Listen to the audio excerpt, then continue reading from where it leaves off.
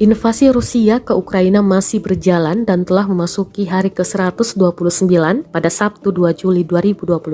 Jumat pagi kemarin, sebuah rudal Rusia menghantam gedung apartemen bertingkat di Pelabuhan Laut Hitam Ukraina, Odessa. Serangan ini menewaskan sedikitnya 10 orang. Di hari ke-129 ini juga dikabarkan sejumlah tentara Rusia kembali dari medan perang. Mereka kini bertemu bersama anak, istri, dan keluarganya.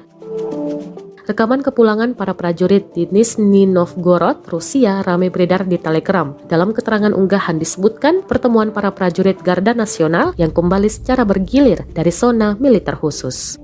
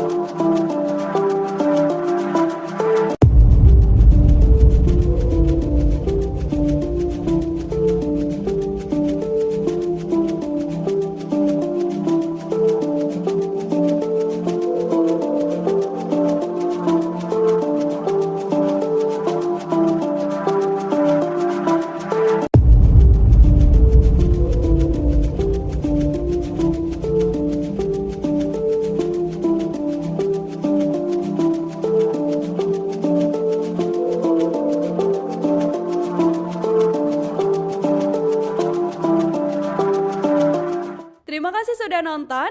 Jangan lupa like, subscribe, dan share ya.